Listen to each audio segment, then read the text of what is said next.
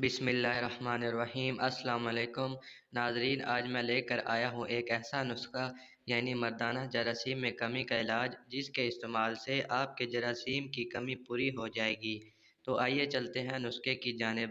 نسخہ نوٹ کر لیں۔ بنولا، جسے کپاس کا بیج کہتے ہیں، روئی کے پودے کا تخم ہے۔ یہ نہ صرف منی کی افزائش کرتا ہے بلکہ اس کو گاڑھا اور مردانہ جراثیم میں اضافہ کرتا ہے۔ اس کے اندر وٹامن ای زیادہ مقدار میں پایا جاتا ہے، جو مادہ تولید، نسل اور حمل ٹھہرانے کے لیے بہت ضروری ہے، اور الصاف بھی پیدا کرتا ہے اور دودھ کی مقدار میں بھی اضافہ کرتا ہے۔ اسی لیے بعض علاقوں میں مویشی پالنے والے اپنی بھینس اور گایوں کو خوب کھلاتے ہیں، اور یہ جوڑوں کے درد کو دور کرتا ہے۔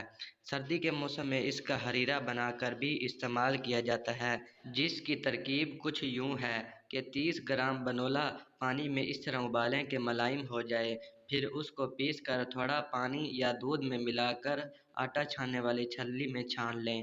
جو دودھ سا نکلے اس کو 10 گرام گھی کے اندر لونگ، چھوٹی الائچی کا پکھار لگا کر ایک ابال آ جانے پر تھوڑی شکر ملا کر پی لیا کریں۔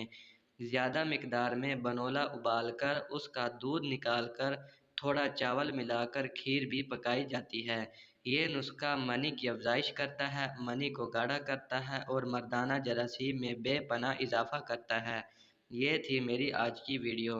اگر میری ویڈیو پسند آئے تو پلیز لائک اور شیئر ضرور کریں، اور میرے چینل کو ضرور سبسکرائب کریں تاکہ آپ کو اسی طرح کی اچھی انفارمیٹو ویڈیوز ملتی رہیں۔